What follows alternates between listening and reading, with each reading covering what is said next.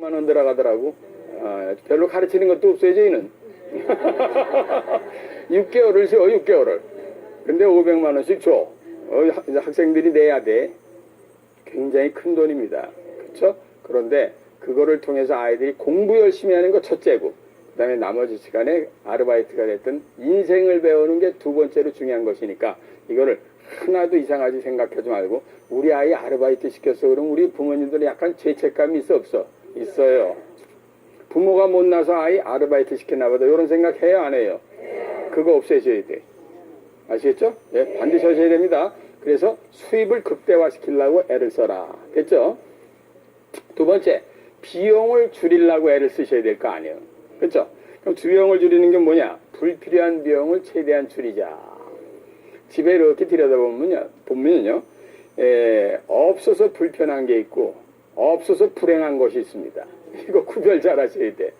없어서 불편한 거는 TV나 자동차나 청소기 같은 거요. 없어도 돼요.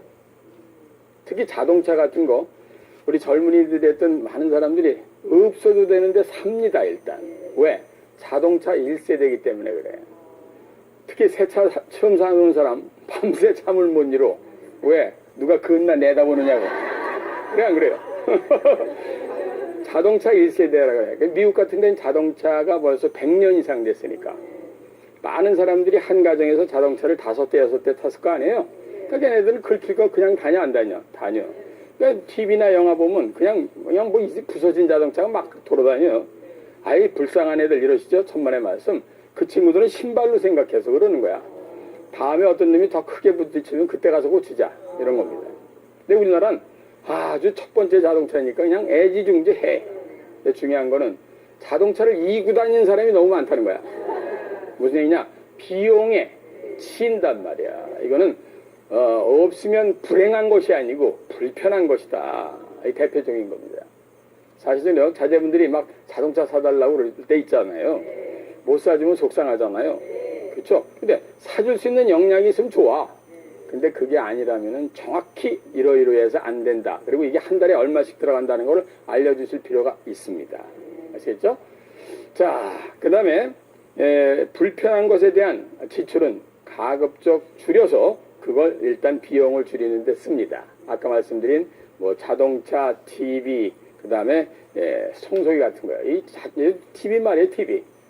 저도 TV 좀 가끔 개콘이나 이런 건 보지만 그 텔레비 벽걸이 나오기 전에 웬만한 거 다 봤단 말이에요. 그 벽걸이 나온 다음에 누가 나와서 선전하면 아유 저 집에 있는 엉터리 내가 갖고 있는 고물 텔레비 때려 부시고 싶어 이거. 빨리 사고 싶다고 하려고.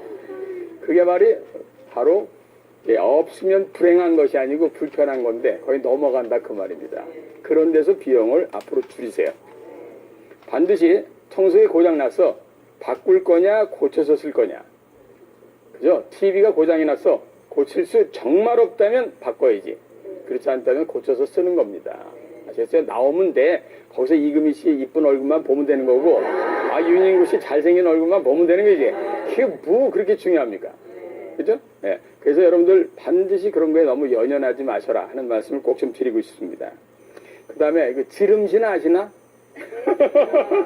감정적 지출이라고 그래. 그놈의 지름신이 오면 이러다 팍 밍크 코트고 뭐 막 삽니다. 그리고 집에 와서 후회하지. 그죠? 그런 거 있죠? 그걸 감정적 지출이다 하는데 그거 컨트롤 잘 하셔야 됩니다, 여러분.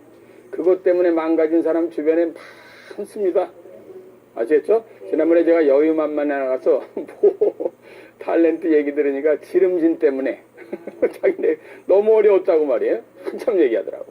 여러분도 혹시 그런 게 있다면은 반드시 시장 보실 때는 적어 갖고 나가서 살 것만 사는 습관을 반드시 가지셔야 됩니다. 그리고 배고플 때 쇼핑 가면 안 돼. 다 사고 싶어. 닭도 사고 싶고 저거 그래 안 그래요? 그래서 쇼핑하는 가장 좋은 요령은 밥을 먹고 가라는 거 아니야. 이거 필요해. 아셨죠? 쇼핑도 요령이다. 지출을 줄이는 방법이다. 그리고 그냥 가서 톡 냉장고에 보면 못 먹을 게 잔뜩 쌓였잖아. 그런 게 전부 비용입니다. 그런 걸 줄이셔야 됩니다. 자, 그 다음에 이건 제가 방송 나올 때마다 얘기했는데 가계부들 좀 제발 쓰세요. 이 중에 가계부 쓰시는 분 손 들어봐. 아, 이거 반이 안 되잖아. 그죠? 나머지들은 부자거나 엉터리거나. 아, 이런 거야. 아, 부자는 안 써도 돼. 까지는 거. 그런데 가계부는 굉장히 중요한 겁니다, 여러분. 어떤 분이 그래. 아유, 써봐야 빤한 건데 뭘 쓰라고 그래요, 박사님 그래. 빤할수록 써야 됩니다. 자기가 빤하다고 생각하는데 반드시 허점이 있어요. 저는 많은 사람을 컨설팅 하잖아요. 아주 뭐 자기는 쓸 거 없대. 하나도 없대. 갖다 놓고 쭉 봐요. 반드시 있습니다. 그런 것들이 모여져서 커다란 종잣돈을 굴리는데 도움이 된다, 이런 말씀이에요. 옛말에도 점적천석이란 말이 있어요. 똑똑 떨어지는 물방울이 바위에 구멍을 낸다. 이거 반드시 작은 거라고 해서 절대 무시하지 마시기 바랍니다. 가계부 꼭 쓰세요. 안 쓰신 분 20몇 분 되시는데, 그죠? 제가 얼핏 쉬어봤어. 이게 우리나라의 지금 현상이야. 대부분 다 쓰십니까? 그러면 안 써. 근데 반드시 쓰셔야 됩니다. 하나하나 다. 그렇게 꼼꼼하다 보면 경제의 흐름을 느끼게 됩니다. 아, 이게 오르고 있구나, 떨어지고 있구나, 이게 가는구나. 이걸 느껴야 되기 때문에 쓰라는 거야. 그래서 그 안에서 줄일 게 있으면 조금이라도 줄이는 노력을 가정에서부터 시작해야 된다 하는 말씀을 꼭 드리겠습니다. 그 다음에요, 가급적 이 카드 이거 카드회사 사장 내 친구놈이 들으면 아주 나 죽이려고 그래. 이 카드, 일반 사람들이 많이 갖고 다니시면 안 돼. 알죠? 카드 아주 긁기 좋잖아요. 돈 나가는 기분이 없어. 쇼. 10만 원이나 100만 원이나 그죠? 이게 종이 한 장 나오면 난 별 부담 없어. 근데 나중에 날라오는 거 보면 폭탄이야. 그래서 대신해서 여러분들 체크카드 있잖아요. 그냥 난 10만 원 내서 쓴다 그러면 10만 원 다 됐으면 죄송합니다. 잔고 없습니다. 이런 거. 그죠? 그리고 제일 좋은 방법은 아까 이상용 선배님이 여기 왔다 하셨는데 그 양반은 현금을 반드시 갖고 다니더라고. 짠돌이의 대명사 아니에요? 여기는 1,000원짜리 한 30개, 여기는 5,000원짜리 뭐 20개 이렇게. 그래가지고 현금을 반드시 갖고 다니는데 굉장히 좋은 얘기입니다. 사람이 현금을 낼 때는 기분이 살아있습니다. 세는 동안 아깝습니다. 그런데 카드를 긁을 때는 아까운 마음이 훨씬 적습니다. 그래서 가급적 카드는 자르는 게 좋습니다. 딱 하나만 비상용으로 갖고 있는다든지 급한 일이 있을 수 있잖아요. 그리고 체크카드나 현금을 적당하게 갖고 다니면서 쓰시는 것이 정답이다. 이렇게 저는 볼 수 있겠네요. 네. 자, 그 다음에 우리는 자산과 부채를 가끔 헷갈릴 때가 있는데, 자산은 주택이나 부동산이고 자산입니다. 그런데 부채는 활부자동차, 이런 거 부채입니다. 제일 대표적인 게 자산인 것 같으면서 부채인 게 자동차야. 여러분들 자제분들이 자동차 일찍 사겠다 그러면 제발 좀 말리셔야 돼요. 왜냐하면 그거는 분명히 자산 같지만 부채다, 이런 거를 꼭 알고 계셔야 됩니다. 자, 그럼 지금까지 수입을 늘리는 방법에 대해서 함께 알아봤고, 두 번째 지출을 줄이는 방법에 대해서 알아봤습니다. 그럼 수입을 늘리면 가족이 모였으니까 틀림없이 수입이 떨어져 올라갈 거 아니에요. 지출을, 비용을 계속 줄이려고 애를 썼으니까 비용에서도 남는 돈이 생겨 안 생겨? 생겨. 그럼 수입과 지출에서 남은 돈을 갖고 뭘 해야 돼? 저축과 미래를 위한 투자를 해야 되는 거예요. 이거를 여러분들이 반드시 하셔야 됩니다. 그걸 안 하시면 나중에 가서 큰 코 다칩니다. 왜? 여러분들 70세, 80세, 90세 됐을 때 여러분을 돌봐주는 사람은 없습니다. 여러분 자제분들이 여러분을 돌봐준다 생각하면 큰 오산입니다. 그건 농경시대 때나 가능한 거야. 앞으로 절대로 안 됩니다. 그래서 자기 몸은 자기가 지킨다, 이런 생각을 갖고 하셔야 됩니다. 자, 그러면 다음 질문이 나올 수 있죠? 그러면 나는 이런 연령대인데 투자는 어떻게 하는 게 좋아요? 이렇게 크게 세 분야로 말씀을 드릴 테니까 잘 귀담아 들어주시기 바랍니다. 우선 투자는 훈련입니다. 무슨 뜻이냐면 어려서부터 투자를 자꾸만 훈련적으로 해봐야 실력이 는다, 이 말이에요. 뭐 총싸움이나 칼싸움도 많이 해볼수록 늦잖아요. 20대, 30대에 해당되는 분들은 좀 공격적인 투자를 해도 좋다. 왜? 살 기간이 많으니까 좀 실패해도 괜찮아. 그러니까 자기가 돈이 1억이야. 그러면 한 10%에 해당되는 7천만 원 좀 투기성 있는 투자를 하는 거야. 예를 들면 여러분들 잘 아시는 주식이라든가 채권이라든가 이런 걸 얘기하는 겁니다. 30%는 좀 안정적인 이런 데다 투자라는 거야. 이게 뭐야? 저축성 보험이라든가 그 다음에 정기예금이라든가 오피스텔 같은 데다 투자를 한다. 상가 뭐 이런 데 있잖아요. 다음에 40대 50대는 중립적인 투자를 해야 된다. 자기 돈이 1억이야. 그럼 5천만 원은 공격적인 데 좀 넣고 5천만 원은 좀 수비적인 데다 넣는다. 왜? 40대 50대 넘어지면 일어날 가능성이 훨씬 적기 때문이다. 이해가 되시죠? 네. 주변에서 제일 위험한 게 나중에 노후 자금으로 쓰려고 갖고 나왔던 퇴직금 이런 거 확 날리시는 분들 진짜 저 주변에서 많이 봅니다. 전화 많이 옵니다. 지금부터 전 어떻게 해야 됩니까? 이렇게들 많이 오거든요. 사실 때가 늦었을 때가 많죠. 제가 제발 부탁인데 60대 이후는 완전 보수적으로 들어가셔야 됩니다. 왜? 재기할 가능성이 거의 없기 때문에. 그렇죠? 그러니까 내가 1억이 있어. 그러면 9천만 원, 90%는 아주 보수적인 데다가 갖다 놓는 거야. 뭐 상가라든가 오피스텔이라든가 그다음에 정기예금이라든가 이런 식으로. 그 다음에 10% 정도는 그래도 나름대로 투기성 자금에 넣어도 좋다. 재미도 좀 있고 하니까.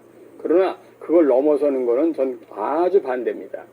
제가 주변에 60대 이후에 넘어진 사람을 너무 많이 봅니다. 재기할 수 있을 것 같아요? 못할 것 같아요? 못합니다. 90세까지 80세까지 일을 한다 하더라도 옛날에 일한 것처럼 돈을 벌 수 있어요? 못 벌어요? 못 벌어요. 퇴직을 하고 나면 가장 좋은 거는 두 번째 직장은 먼저 있던 직장의 약 70% 정도 받고 가는 게 제일 좋은 직장이라는데 그런 직장을 구하기가 쉬워요? 어려워요? 어렵죠? 그렇죠? 그러니까 당연히 옛날같이 돈을 벌 수 있는 확률은 없다. 그러니까 돈 꼭 싸잡으셔야 됩니다. 그런데 이걸 툭툭 치는 놈들이 있어. 와서 아이고 선생님 출신이 제일 많이 넘어간다. 그 다음에 공직자 이런 분들 그냥 학교만 알고 사시던 분들 아유 선생님 아유 좋은 데 있습니다. 좋은 데 저기 투자 그런 거 넘어가시면 안 됩니다. 절대로 여러분들은 아주 보수적으로 방송 보시는 분 중에 60대 이후나 그 근처에 계신 분들이 퇴직금 받으신 거 절대로 놓치시면 안 돼. 그리고 자제분들한테 바로 넘겨주면 안 됩니다. 아시겠어요? 본인이 다 쓰고 나머지를 자제분들한테 주는 것이 현명하다. 자, 아버지 엄마가 있는 거 다 줬어. 우선 발걸음이 뚝 그쳐. 에? 안 와. 여러분 혹시 통장 갖고 계시면 며느리나 여기 오면 통장을 하나씩 꺼내서 보내주는 거야. 여기도 하나 있다. 여기도 하나 있다 아가 이렇게 그거 그거 먹으려고. 농담이에요. 그 정도로 사람들은 냉정해요. 그러니까 여러분도 냉정하십시오. 시청자 여러분들께서도 절대로 자식들한테 그냥 넘겨주려고 하시지 말아라 하는 부탁을 제가 이 방송을 통해서 꼭 드립니다. 아시겠죠? 예. 자, 선진국의 경우는요, 부동산에 들어가 있는 자산이 약 40%밖에 안 됩니다. 왜? 60%는 유동자산에 가 있어. 근데 우리나라는요, 부동산에 가 있는 게 전에는 한 90%까지 가 있었다. 근데 지금은 70% 정도로 좀 떨어지긴 했어요. 그래도 미국이나 선진국보다는 훨씬 많죠? 이 부동산에 너무 치중이 돼 있다 이 말이에요. 선진국형은 반드시 유동자산을 가지고 미래를 위한 투자를 골고루 하는 사람이 유리하다. 이게 투자의 3분법이라고 그럽니다. 투자의 3분법은 여러분 잘 아시는 워렌 버핏이 됐든 옛날에 케인즈 같은 경제학자들이 얘기했던 겁니다. 재산이 있어 30억이. 그럼 10억은 부동산, 10억은 주식, 10억은 현금 이렇게 갖고 있어라 이 말이야. 근데 그게 무슨 뜻이냐면은 현금에 갖고 있으면 은행이자 2%도 안 되는데 그걸 왜 갖고 있어요? 이렇게 말씀드리잖아요. 네, 좋아요. 그런데 중요한 물건이 나오고 진짜 마음에 드는 걸 싸게 살 수 있는 계기가 됐어. 그럼 현금이 있어야 총을 쏘죠? 네. 그렇죠? 그래서 반드시 30%에 해당되는 돈은 현금으로 갖고 있는 것이 유리하다 이 말이야. 이런 세계적인 투자가들이 얘기하는 것을 그냥 흘려버리시면 안 됩니다. 그분들이 연구하고 검토한 것 중에 가장 중요한 거는 제가 봐도 투자의 3분법은 지킬 수만 있으면 좋다. 30%, 40%는 부동산. 그 다음에 뭐 한 30%는 주식. 그 다음에 나머지 뭐 또 한 30%는 현금으로 가지고 있다가 작은 이자지만 정기예금이나 이런 데 안전자산으로 가지고 있다가 눈에 띄는 좋은 투자 기회가 있어. 그럴 때는 그 돈이 바로 동원이 돼야 됩니다. 예를 하나 드리겠습니다. 지난 몇 년 동안 집값이 많이 떨어졌습니다. 분명히 많이 떨어졌어요. 근데 최근 1년 사이에 다시 올라가는 증상을 보이고 있습니다. 그쵸? 샀으면 딱 좋겠어. 근데 돈이 없어. 떨어졌을 때 사야 될 거 아니에요. 근데 살 돈이 없는 거예요. 무슨 얘기인지 아시겠죠? 내 돈도 다른 부동산에 다 들어가 있으니까. 그래서 선진국의 유명한 사람들은 유명한 주식들이 떡 떨어졌을 때 딱 지키고 앉아 있다가 오케이 사자. 그리고 그때 현금을 딱 동원할 수 있는 사람들입니다. 그걸 투자의 3분법이다 하니까 그래도 좀 마음에 좀 넣고 계셨으면 좋겠습니다. 자, 그래서 앞으로 향후 부동산은 한국은 부동산보다는 이제 유동자산 쪽으로 돈이 좀 이렇게 천천히 흘러갈 가능성이 높다 낮다. 높다 그 말이에요. 그래서 여러분들께서는 경제신문이나 경제방송을 들으면서 이게 이렇게 흘러가는 거로구나. 우린 이렇게 가고 있구나 하는 거를 느끼실 수 있어야 돈의 흐름을 타야 여러분이 부자 될 확률이 높다는 말씀을 드리겠습니다. 그 다음에 아주 중요한 거 하나 말씀드리겠습니다. 선진국을 앞둔 우리들의 선진의식의 변화가 있어야 됩니다. 돈에 대한. 보시겠습니까? 여러분들 다들 보면 말이에요. 지금 우리나라가 난 뭐 이게 왜 옛날보다 못 사는 것 같아 이러잖아요. 근데 다들 10년 전부터 나쁜 음식 잡수는 분 계십니까? 나쁜 옷 입고 계시는 분 계십니까? 난방 안 돼서 주무시고 나온 분 계십니까? 근데 왜 이렇게 불평해요? 과거의 자기랑 비교하는 게 아니라 주변 사람이랑 비교한다고 그랬잖아요. 근데 중요한 거는 내 주머니 속에 들어온 돈만 자기 돈이라고 생각하는 게 후진국 사람들의 생각이다 이 말이에요. 이걸 내가 오늘 좀 꼭 좀 국민 여러분들께 깨쳐드려야 됩니다. 자, 여러분들 여기 오실 때 전철, 지하철 잘 타고 오셨죠? 네. 지하철 타실 때마다 속으로 외치셔야 됩니다. 이 중에 n분의 1은 내 거야. 동네 조그만 파크, 예를 들어서 공원이 생겼어. 운동할 수 있어. 운동하면서 소리 지르는 겁니다. 이게 거기에 n분의 1은 내 거야. 자기 겁니다. 근데 후진국 사람은 자기 주머니에 들어온 돈만 자기 거라고 생각을 해. 지금 여러분들 보이지 않게 대한민국에서 돈을 번 돈이 다 어디가 있느냐? 전부 인프라에다 다 투자되어 있는 거예요. 공원, 지하철, 버스 노선, 그죠? 그다음에 도로가 얼마나 좋아졌어. 뭐 여기 여의도 공원만 해도 말이에요. 너무너무 좋죠. 그런 것이 여러분을 다 편안하게 해주는 나라에서 투자한 돈인데 그거는 자기 게 아니라고 생각하는 게 후진국 국민의 의식이야. 무슨 얘기인지 아시겠어요? 그럼 선진국 국민은 어떻게 돼? 공원에 가면 담배꽁초를 더 버려 안 버려? 안 버려. 왜? 거기 버리면 그걸 치는 청소부 아저씨가 올 거고 청소부 아저씨가 오면 그 사람 봉급 주니까 내 세금 내 주머니에서 나간다. 그 의식이 있으니까 당연히 안 버리는 거다 이 말이에요. 아시겠죠? 그래서 의식이 바뀌어야 돼. 근데 우리나라 사람들은 아직도 의식이 안 바뀌었어. 그래서 제가 그걸 늘 아주 안타깝게 생각하는 게 바로 그겁니다. 여러분들부터 선진국으로 가고 있구나. 그런데 내 주머니는 없더라도 사방에 깔렸구만. 너무 좋다. 좋아. 이렇게 생각을 하면서 사시면은 인생이 훨씬 편안하게 여유롭게 사시는 인생이 될 겁니다 하는 말씀을 드리겠습니다. 자, 그리고 현재 비용과 투자는 미래를 위한 투자이기 때문에 여러분들께서는 지금이라도 아까 말씀드린 의료보험이나 연금 이런 거 잘 챙겨서 두셔야 됩니다. 우리나라 연금 의료보험이나 이런 거 참 잘 돼 있습니다. 제가 미국에 있을 때 의료보험이 엄청 비싸거든요. 근데 우리나라 참 잘 돼 있는 나라입니다. 근데 나갈 땐 굉장히 많은 것 같아. 근데 병원에 한번 입원해 보세요. 어머, 이걸 다 주냐? 이렇게. 그죠? 연금. 여러분 돌아가실 때까지 다 책임지는 어떤 금액이든지 할 겁니다. 따라서 여러분들께서는 반드시 지금 작은 돈이라도 마서 미래를 위해서 투자를 해라. 가끔 우리 시내 돌아다니다 보면 또 여자 보면은 외국인 부부들이 아주 팔짱 끼고 예쁘게 손 붙잡고 다니는 분들 많이 봅니다. 그분들은 부자일까요? 아닙니다. 보통 사람이 그러는 거야. 왜? 젊어서부터 미래를 위한 준비를 한 사람들이야. 그러니까 때가 되면 매년 돈이 나와. 나라에서 나오고 연금에서 나오고 지주머니에 갖고 있는 거 합쳐서 1년에 서너 번 해외여행 가는 거 계획 짜놓고 라이프 플랜을 이미 한 사람들이다 이 말이에요. 오늘 제가 말씀드리고자 했던 가장 중요한 게 뭐야? 인생의 큰 라이프 플랜을 세워야 된다. 지금부터라도 인생의 계획서를 다시 한번 점검해 보는 겁니다. 10년 후에 우리 집안엔 이런 일이 있지, 20년 후에 이런 거 있지, 30년 후에 이런 거 있지.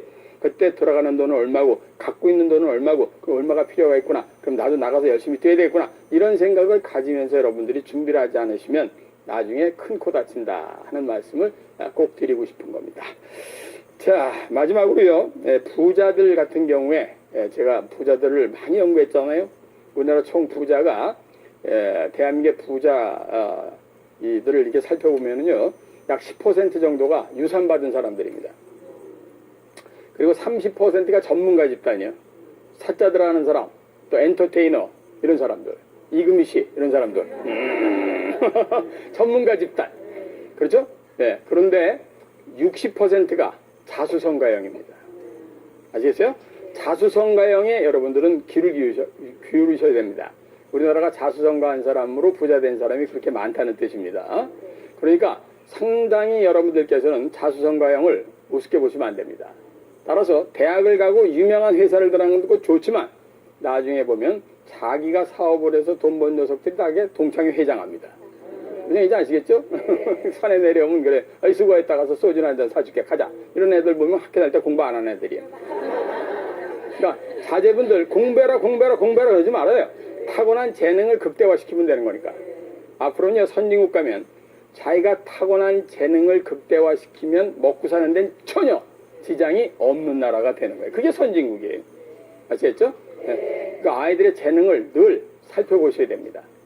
근데 여러분 아이들의 재능이 안 보여. 나 가끔 부모님들이 나한테 애들 데려온다?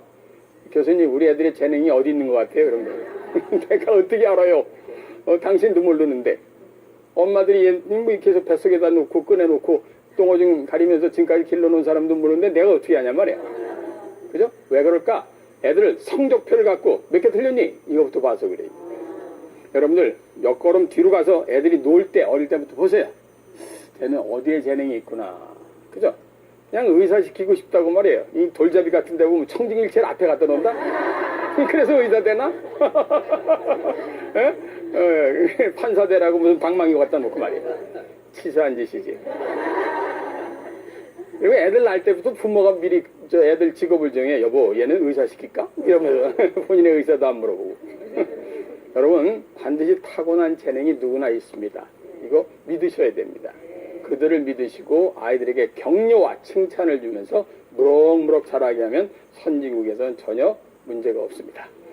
자, 그럼 부자 된 사람들을 이렇게 보니까 어떤 습관들을 갖고 있느냐, 이걸 잠깐 살피면 여러분들이 앞으로 부자들의 성공 습관에 내가 부족한 게 뭐구나 하는 거를 좀 아실 수 있지 않겠어요? 부자들은요, 반드시 성실과 유능이라는 두 가지 기둥을 쥐고 있습니다. 성실은 성공을 위한 텃밭입니다. 유능은 성공을 위한 씨앗입니다.